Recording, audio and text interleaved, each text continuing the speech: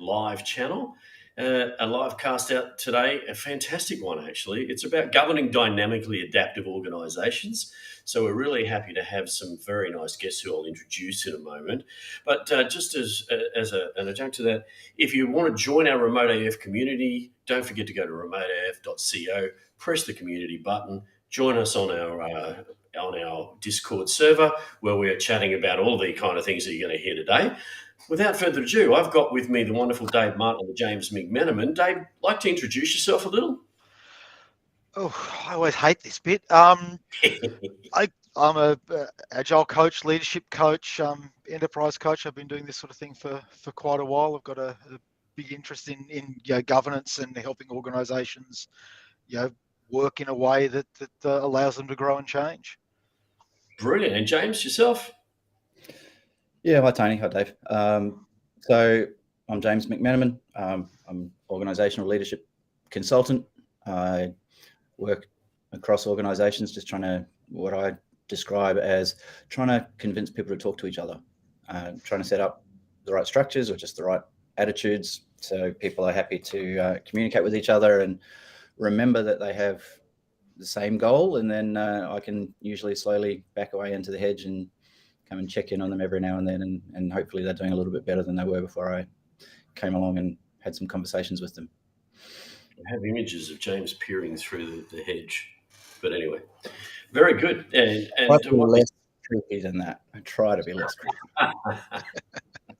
What these two gentlemen haven't mentioned, though, is that we've been cohabiting and working for about the last 14 months on governance and governing the system of work and remote governance.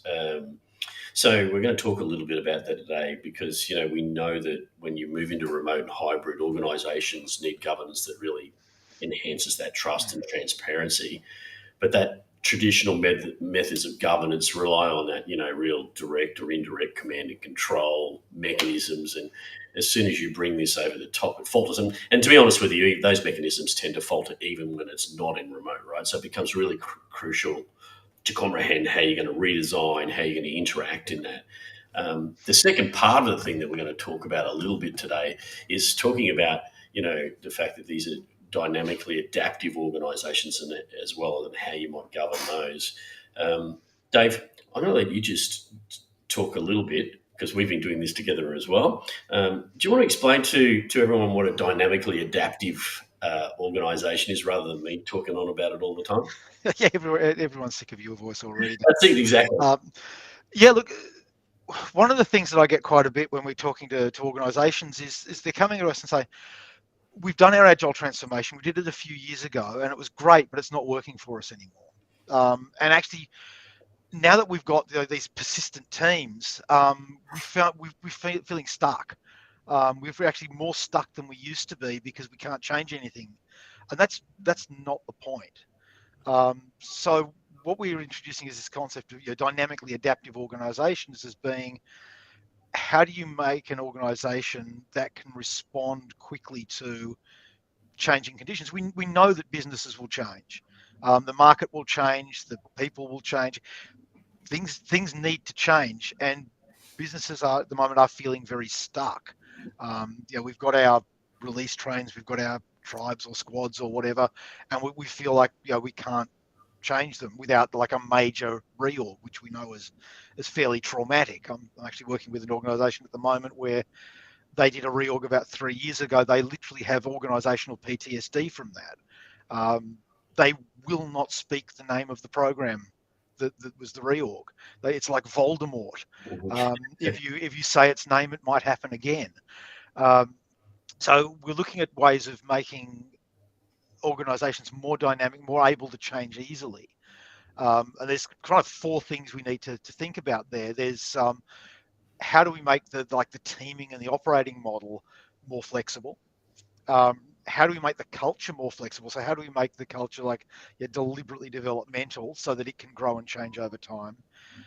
How do we get leadership to shift and change the way that it's leading over time as the organisation changes? But then probably the one that we'll focus on today, is how do we get governance to shift? And that's the one that tends to stick the most, because even through your agile transformation, how many times have we seen the agile team that's trying to release every 2 weeks into a cab process that was designed around a 6-monthly release cycle, and it's taking them 4 weeks to do the paperwork for a 2-weekly release. Yeah. I've worked with release trains where they had to employ 3 people just to fill in release paperwork because their governance did not shift. And weird thing is that governance is probably the easiest of those 4 things to shift, but organizations find it that it's the hardest to shift. It's like, we can't change that, it's the process. That's just words on a page. That's the easy one. Yeah, let's talk about that. So that's a good segue, Dave. I think So when we talk about governance and governing, so in our terms, we talk about how you govern the entire system of the work, right? So if you're listening to this, you think we're just going to focus on projects and PMOs.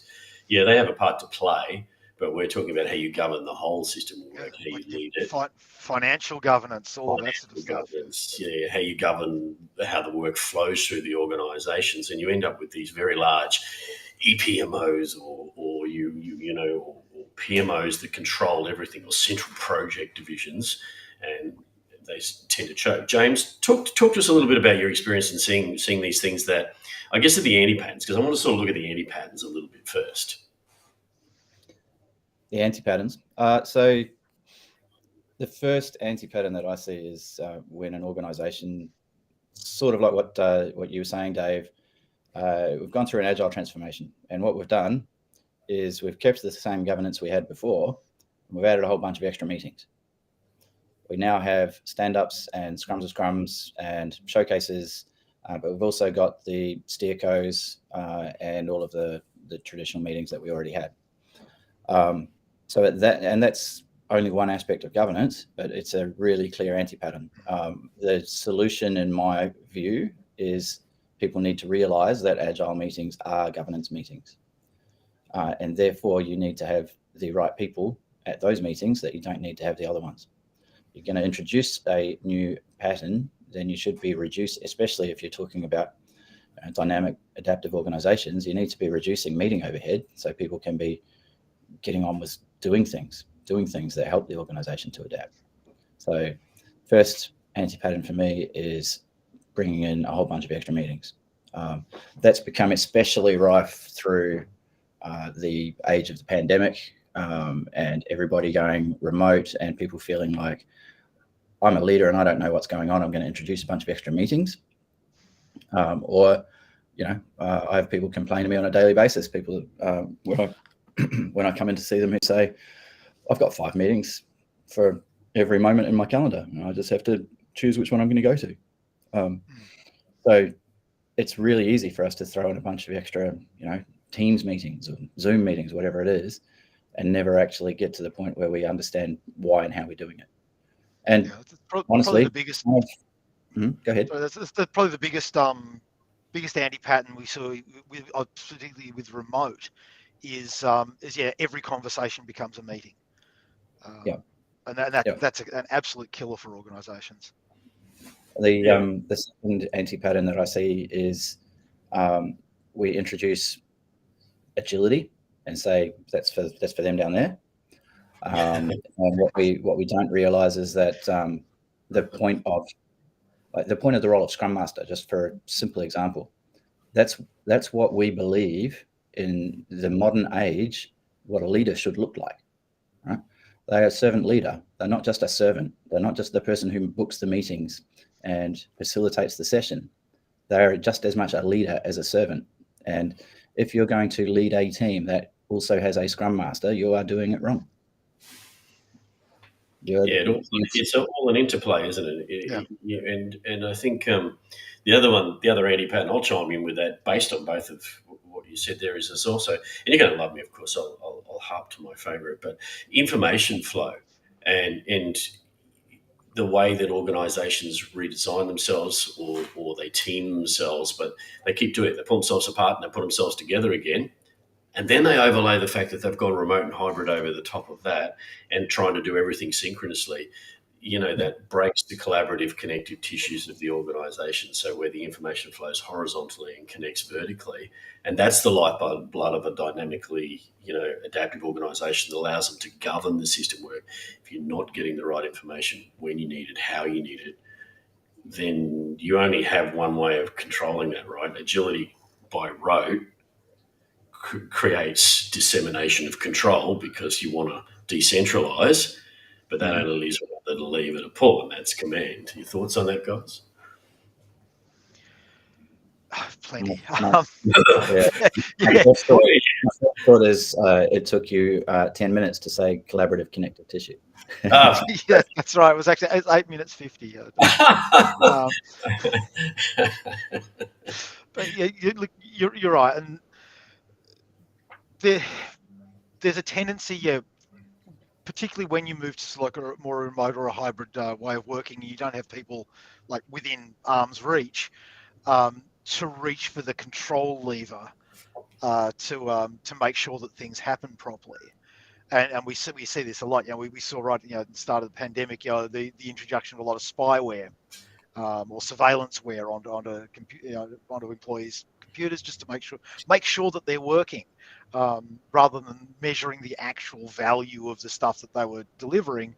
And the organisations that measured the actual value saw that actually probably went up a little bit. The organisations that installed a whole bunch of surveillanceware found that it went down because people were feeling spied upon, which they were.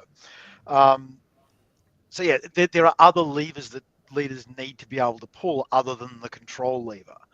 And if you look at something like an intent-based leadership type of model, those levers are basically your clarity, your competence, and your care.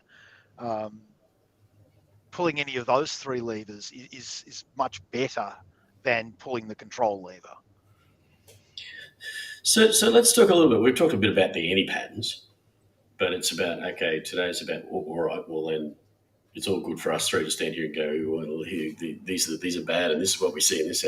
How do we fix it, guys? Right? And so we've been working together quite a bit on looking at the way we look at organisations through what we call the pillars of governance, and those pillars of governance are really very clear: leadership, etc. We'll talk to those in a minute.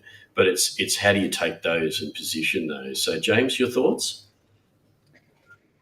So, what the anti-patterns that we talked about, if you solve them by, say, changing the number of meetings that you have, you've done a part of the job, right? It's an important part, and you're going to start to feel better, and people are going to be relieved. But you need to have a deeper think about the whole of your governance in order that it's going to work. So you need to think not just about, okay, good, we've reduced our meetings. How do we decide? What are our decision-making frameworks? We need to think about, okay, who do we empower our people? So Dave, you were talking about giving them the competence and the clarity, but do they actually know they've got that? So starting to create some simple decision-making frameworks and making them really explicit is going to be another key part of that.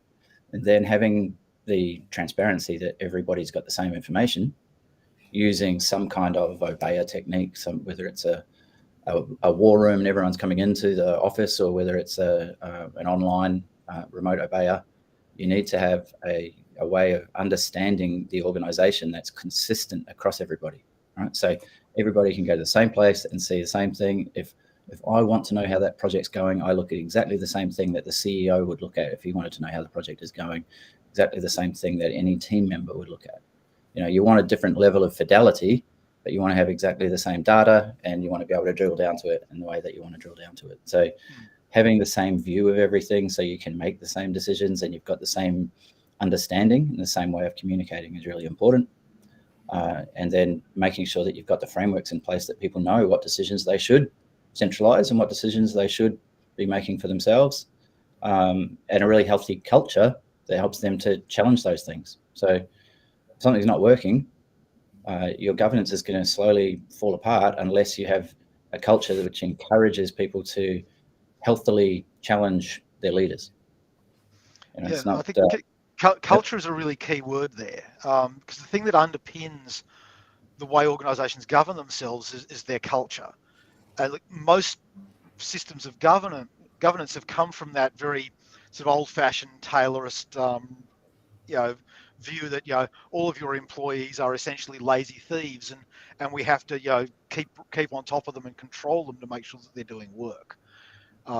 If you want to do like dynamic governance and govern in the way that you were talking about there, James, you really need to shift into a high trust mode of governance, because everything you were talking about there really relies on having trust between leaders and workers, and trust across the whole organisation.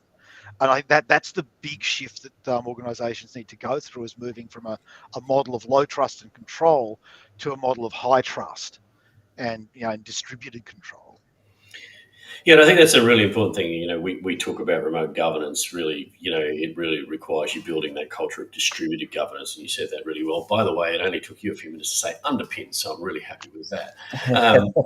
We all have our favourite buzzwords, of course. But moving on, what I wanted to do was sort of think about, okay, if we're going to do that, let's talk about the lens of how we look at changing governance, and start with each of those pillars and work our way through those in this conversation. So if I think about it, I'll just trot those out for those who've not heard them or how we talk about them. The pillars of remote governance for us are, in any organisational construct, transparency, leadership, systems, and information. And then we've been working with the lovely Esther Derby, shout out to Esther, for quite some time to overlay that with the extraction of the layering of the organisation, which is your SEAM model. So we'll talk about that as a little bit as we talk through that. So starting with that is the transparency. So talk to me a little bit about how we change the transparency and why that's important with the things that we just talked about. Because people go, governance. Oh well, governance, we control this. Governance is about controlling everything, holding on to it, making sure we're doing all the right things and ticking all the box. But that's not necessarily the case, gentlemen. So let's take that transparency lens. Yeah, look, as James was saying, you need to share the right information to the right people at the right time so they can get their jobs done. And a lot of organisational information systems are designed around control of information, not dissemination of information. Again, it comes down to that trust thing. There's a lot of talk about this idea of radical transparency. I'm not a fan of radical transparency. You don't want everything to be transparent, because there are some things that simply can't be transparent. There's legal requirements. There's commercial in confidence. There's all sorts of things. So for me, it's more about what's the level of radical translucency that you need. So being very deliberate about what it is that we share, what it is that we don't share. Yeah. How transparent do we want certain things to be? But design our information systems around information sharing rather than information control is the big one. Your thoughts, James? I always tend to bring it back to Esther Derby's triangles, the diamond of transparency. So you've got your SEAM model where you've got your steering, who are the strategy. They have the information about, say, the market, the political state of affairs, and what's happening out in the world, what your competitors are doing, etc. And the people who are working on steering are working on explaining where we want to go and why we want to get there. And then you've got enabling and enhancing, which is trying to build this all, combine that into your M, which is your making, the people in the action of doing the work and producing the value. And what you want, and what you often have, is a tiny little diamond in the middle there where information is transparent and it's really controlled by the people who are looking after the enabling and enhancing, who are almost always doing their bloody best within the system, within what they feel is their sphere of control. What you want to do is increase that transparency, increase the size of that diamond, so the people who are making the decisions about the steering of the organization have information about what's happening in the real world of the organization, and the people who are doing the actual work day to day of producing value have the information about, how is the strategy and how we're going and why we're going. So how do you do that? Well, there's a lot of different ways, but for me, I'd come back to what I was talking about before, having a really strong remote obeyer, where you bring all of the information and you have one central place that you can go to understand the organization and how it's going. So you understand those things that you were talking about, Tony, the systems and how we work. You understand the actual data of how things are going. You understand the people and the culture. All of those things are accessible from one sort of central location. And then you can start to say, all right, we've all got the same information. That small diamond is growing, right? But the other thing, I guess, is the people who are in charge of your governance, the people who are the leaders of the organization, should be thinking about how is that working. I shouldn't just be thinking about the processes. I should be thinking, do we have the transparency that we need? What can I do to improve those lines of communication? Do we have the right kind of in-person or synchronous sessions that people are getting what they want? Are people coming to me and asking the same question 10 times because they can't get the information? So just that really open communication and asking people if they have the information they need, and then finding simple ways to change it. I don't think anything we're talking about is rocket science. No, I don't think it is, but it doesn't get done, right? And I think it's Dave said it right back at the beginning. It's because that's the way we always did it. Shout out Sharon Robson and Thwatty. That's the enemy of everything in an organisation. That's the way we always did it. Good segue. You're right in the segues for me today, guys. Moving into from what James was saying into leadership, because they literally tie in together. The transparency is great and we share what we need to share, but how does leadership then take that and use that in a way that enables a system of governance rather than becoming the stick and driving that command mechanism? So, first thing is how can we spend more time enabling our people rather than controlling our people? So your thoughts on that, team? You just said it there, Tony. How do you spend more time enabling your people rather than controlling your people? Yeah, I think it's a pretty straight statement, isn't it? There's a few other things in it, so let me see that a bit further. I like that Dave just flick past it back to me. But you think also, it's leadership has some pretty embedded patterns that they've been in, and you mentioned that before, and that's why we have the pillar of leadership, because that certainly underpins a lot of what you do in governance. And we have to think about, so firstly, James mentioned as well, so there's sync and async, and you can see all these things are linked together intrinsically. But they also have control over some of those principles of governance that we think of. And James, you're a big purveyor of that, that to think about, decide when you're going to decide and decide how you're going to decide. Do you want to talk about that a little bit? So first, and I guess that comes back to decision-making frameworks and things like that I was mentioning earlier. First thing I'd say, as a leader in an adaptive, dynamic organization, not all of the problems or all of the work that you are doing or your team are doing are going to be the same. Right? I tend to think of it from a point of view of Cynefin. If there's people watching who aren't familiar with that, Cynefin is worth a Google. But sometimes you are dealing with really complex stuff and you need to lead differently than if you are dealing with, your operational efficiency. So have a think about how you are leading and whether you only lead in one way, and that works really well for some teams and not for others.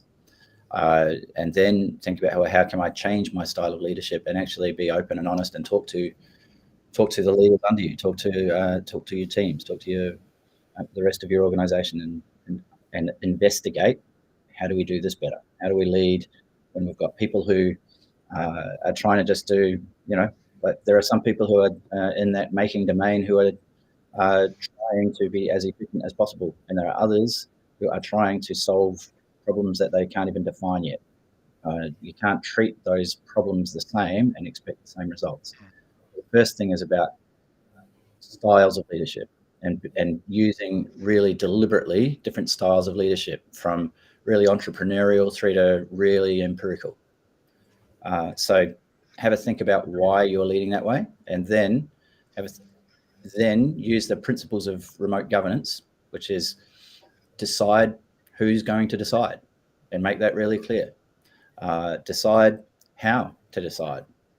And then also decide when to decide. So that sounds like a bit of jargon, but making it really clear in your framework, right? These sorts of decisions are made by the team, the people doing the work. That's where the information is. And we want to encourage as many decisions as possible to be made without delay and by the people who have the most information.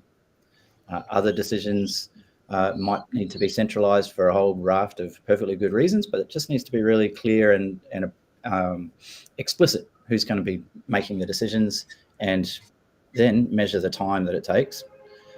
So, you know, hey, when we've got decisions that need to be centralized, things take a week longer.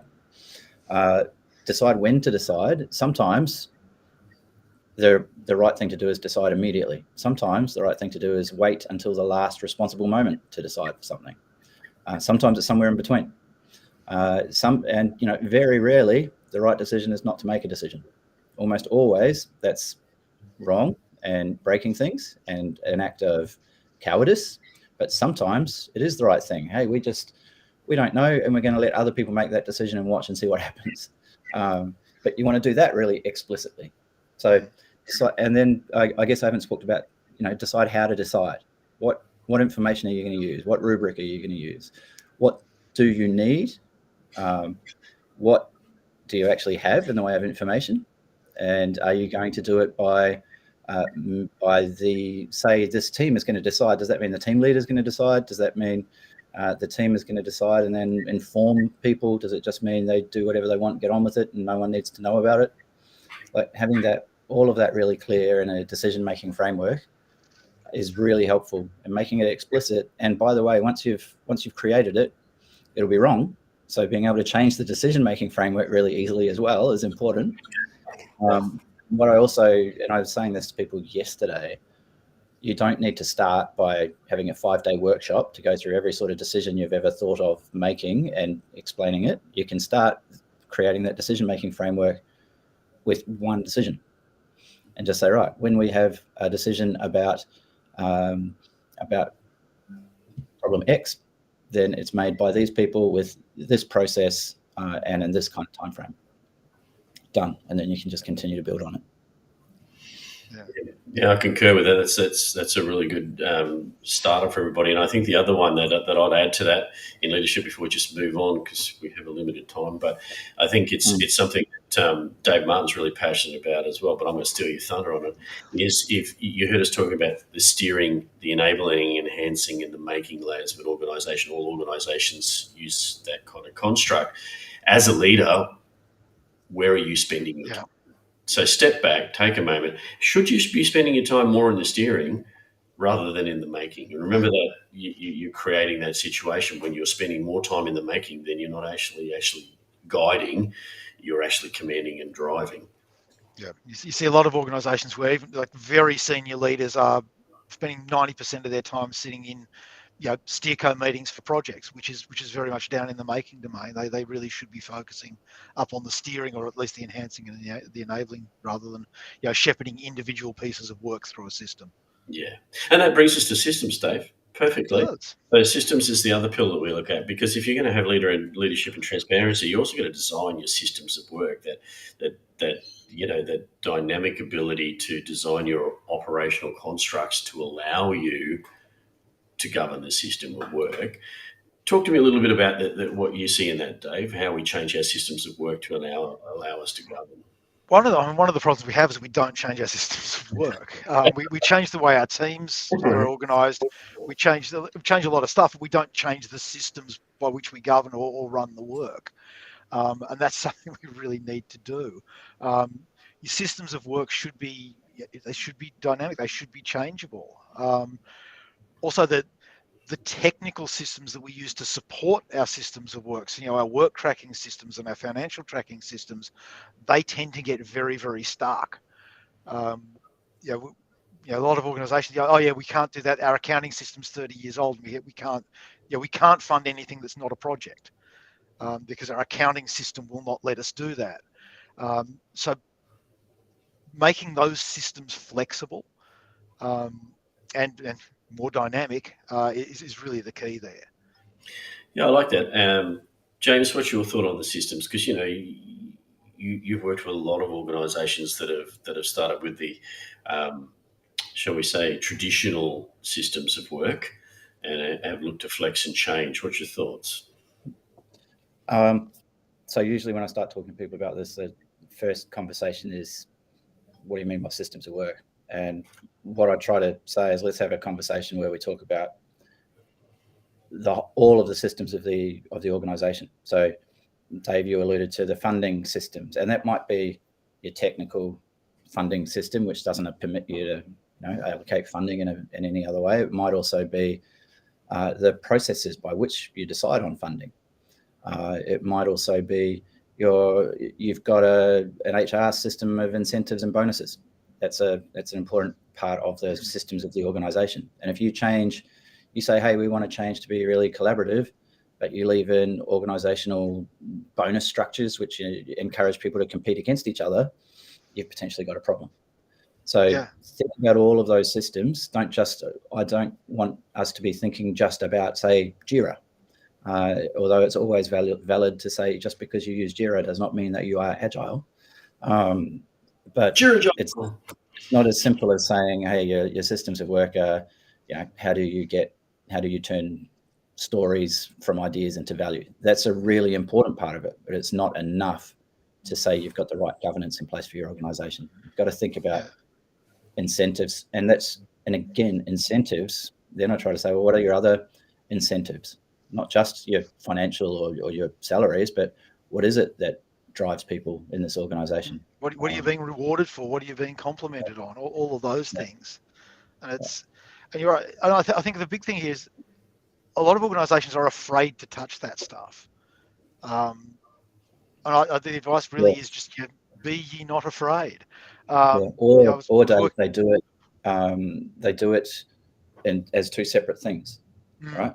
All right, we want to change. Say we're doing this agile thing, so that's about our delivery. Okay, now we're doing a reorg. That's separate. Okay, now we're doing a change to our HR processes. We've gone through a whole change process, and we're dealing with that. But all of those things should be thought of coherently and as a whole. Sorry, Dave, I'll cut you off. Yeah, no, I was working with an organisation where we were talking through some of this stuff, and they said, "Oh, it'd be great if we could change our incentive structure to be more group based than individual based." But I don't think we could do that. And I go, "Well, who do we need to make that decision?" Well, we need the CEO. Well, he's over there. He's in the room. He's in the corner there. We need the CFO. Yeah. Well, he's sitting next to the CEO right in the room today. Who else do we need? We need HR. Well, she's sitting over there. We have everybody in the room who we need to make that decision. Can we just make that decision? They went, can we do that? And go, well, you're the C-level executives of this organization. Yes is the answer. You can do this. And they did it. They did it, but they didn't realize that they could. And I like that. I like the interplay too when you're talking about the systems, as you're talking about it, the systems of work is also using that layering that their service provided us with the C model, because there are your systems of work that affect your strategy and your steering of the organisation. They're the ones that affect the actual enabling, enhancing, and then the making. And then there's the interplay up and down of the stack, right? So I think that's a really good thing. And that brings us to the last one, because I know we're running on time. We could talk on each of these pillars. And my intent for those people who are watching this is that we'll take the time to do deep dives on each of these at some stage. These kind gentlemen will join me later on. So information's the last one. And for me, information's quite important, because that using Dave's favourite term, that underpins everything. And, if you don't have the right information, then you don't have the right transparency. You're unable to make the right leadership decisions, and you have to design your systems to allow that correct information to flow, so they're all intrinsically joined together. Dave, first cab off the rank. Talk to me about information. I know you love it. Information is the collaborative connective tissue of the organisation, Tony. I'm such a proud man that I've got you to say that. No, I mean, everybody needs information to do their job. They need the right information at the right time and in the right format for them to do the job that they need to do. And if they don't have that, or if the information is being controlled or filtered or just not available to them, then they can't really do the job that they need to do. And then that's where you get things like everything becomes an escalation. It's because we don't have the information here. We need to escalate it up to people who do have the information. Information underpins everything. James? Yeah. And I think a lot of it's about just a bias towards real-time, live, unfiltered information. And when I say unfiltered, you want to be able to filter it in such a way you're seeing what you need at the right level of fidelity, but you don't want to be filtering it through 3 levels of people trying to write reports in ways that that make them look good or get the questions that they want answered. It's just about everybody seeing the exact same information live, real time, and being able to use it and understand it. So that comes back to my AI concept again. Yeah, you want to filter it for clarity, to filter out the noise. So your CEO doesn't want to see every single line item for every single project. They need a rolled up view, whereas somebody down at the bottom needs to see a lot more detail. But what you don't want to do is polish the information as it goes up the chain. And we do joke a little bit about the organisation, if you excuse the language, the organisation turd polishing factory, where the project that is red gets sort of polished into an amber at this level, and then it gets polished into a green at this level, and everything's fine at the top level, and nobody knows that there are serious problems underneath. Yeah, I think that harks to that great stuff that having worked with Esther for the last 14, 15 odd months, she's brought to our brains is that bifurcation of knowledge as well, right? So what you're talking about there is, these guys here, they know a whole bunch of stuff. Does everybody else know that stuff that's important? And are they getting the right information folding back from here so that knowledge is not just held in one place? Yeah, a lot of knowledge doesn't filter up from the bottom, but also it doesn't filter down from the top. So if you're looking about financial information, you go, well, can I see the P&L for our department? Oh, no, I can't give you the P&L. That's in the finance system. That's all restricted. Well, why can't I see the P&L? And then the leaders will complain about, well, my people aren't doing the right things to get us in the right financial direction. They're spending too much money. They're doing because they don't have the information. And there's no reason they can't have that information other than we've never given it to them in the past, and we don't think they can handle it. Well, they probably can. You can see we're quite passionate about that, and we are coming close to the end of our time, team. So we've got a couple of questions that have come in. So people are actually watching us. Yeah, people are actually listening to us and asking questions. So one of those is... Sorry about that, folks. Yeah. One of the questions is, how would I start this? Do I start by just changing the transparency, or do I have to change all of them at the same time? There's a big sigh from David there. Yeah, that's a good question. Start where it hurts the most. If you've got a problem in the organisation in a specific area, start there. Make a change there. That'll then highlight other things. When your arms, when your hand stops hurting, your arm will start hurting, and you can start to fix that and just follow the pain. So we've got a little process that we've built up, right? Where we'd say, start with understanding your what we mean by governance. So, and that's sort of having this conversation that we've just had. Start by realizing that governance, if you're wanting to change governance, you're not just wanting to change a couple of meetings, but you're thinking about all these things we've just been discussing. Then once you've broadened out that system, we've got a complexity survey that we run and say, hey, have a think about all of these questions. And there's only about 20 of them. Get them answered by some of the leaders around the organization, and then say, okay, we kind of have an understanding of what things are like today and where we want to change. And then what you'd say is, all right, we pick one pillar at a time. So you don't need to work on them all at the same time. It's probably just far too hard. What you do want to do is decide on some simple steps that you can take, understand the impact that they might have around the organization, because if you just change one thing, well, the organization's a complex, adaptive organization. So you're going to want to make sure that you've got some thinking in place about potential ramifications, but also then monitor check in. Okay, we made that change. How did it go? And then continue on. I would say, yes, you can absolutely start with transparency. You don't have to go through all those steps that I just mentioned, but I do encourage it. But you could just say, hey, we feel like we've got a culture that's okay. We've got leadership that's okay, but we're not seeing the information that we need. So let's start there. Or information, the transparency is the easiest thing for us to change. We can just start putting it out there and see if it has an effect. So you can absolutely start with transparency or any other of the pillars. Start where it hurts or where you can, but also think really carefully about the impact that you're trying to have and monitor the impact that you actually do have, and cross the river by feeling the stones. What's going to be the right next step? Yeah. I agree with both of you on that. And I'd say for me, transparency is always where I start anyway, because the ability to see begets the ability to make change. Sort of pushes that up. What I would say to you is don't go big bang on that. So a lot of organizations will take what we've just said and go, okay, we're going to change everything. A bit like an agile transformation, right?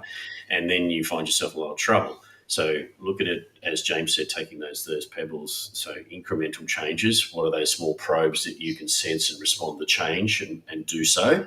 So that's important. And the other thing is just being, really cognizant that as you start to change one of those levers, if you look at our diagram that we have on Remote AF, we have 2 pillars on the left and 2 pillars on the right. And the reason we have them balanced out is because when you pull the lever on one, it will change the balance of the other. So they're intrinsically linked, as we talked about today. So just be cognizant that as you do that, you're going to find that you need to make changes in the others. We could talk on this again for hours, but there's another really good question here, and I think we've just got time for one more. Our organisation has a lot of project management, PMI, Prince 2, etc. How do we make these changes when we have those constructs? That's a really great question. James, you want to have a go at that? Well, it sort of depends on your sphere of influence to some extent. Have a think about, well, if it's something that you are looking to do for a particular part of the organisation, then have a think about what you can do within that. But also challenge that construct would be one of the things I'd say. Prince 2, waterfall project management is not bad or evil. It's just appropriate for some sorts of projects and not others. So, I suspect you'd have really good success if you said some of the work that this group is doing is not simple and obvious and plannable. It's, some of the really complex stuff we believe should go through a different process of governance, and just present it. So look, what we want to do is show you all of this information all of the time, and then we can come and step into the Prince 2 process when we get to a point where we understand the work that we're doing. And most project managers, most PMO managers are really open to these conversations. They just never get asked to talk about it. So the first thing I would do is say, challenge that construct. Make sure that you sort of are not trying to say this is bad and my idea is good. It's about, understanding each other. Secondly, I'd say if you do have to work within that at the moment, then how can you make it work for you? Use the Steerco check-ins as that's where you do your showcase. For example, if you've got these little agile projects or programs running, they come to the Steerco. Yes, they've got a document that meets the brief, but it's also a conversation where you steer it to, here, we're going to show you the real thing. So you can use it to start to change the culture over time. I hope that's helped a little bit. Yeah. Look, I'm actually a Prince 2 certified project manager. I spent 15 years managing projects using that sort of thing. I know you'd let me in here. I know. There's absolutely nothing in Prince 2 that says don't share information. Yeah. There's nothing in Prince 2 that says don't lead well. There's nothing in Prince 2 that says don't use the right information at the right times. Really, the only thing that Prince 2 says is we have some opinions about your system of work. So really, there's 3 pillars there that you can hook into straight away. And you know what? The Prince 2 system of work might be the right one for you guys. It might not, but it might be at the same time. So there's just because you've got a Prince2 or any other sort of waterfall type project management framework in place doesn't mean you can't look at these things. Yeah, what I always say as the final sort of plank to this is challenge the constructs of the mechanisms that have been built around the method.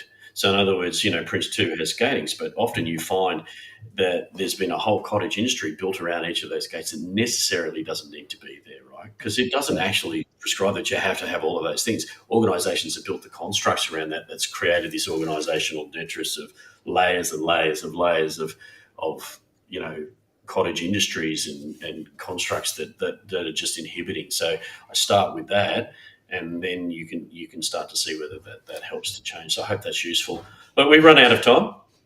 It's been fantastic. So I just want to thank you two gentlemen for joining me today. It's been wonderful to have you on Talking Remote. If you're watching this, and somebody obviously is, it's been fantastic to have you with us.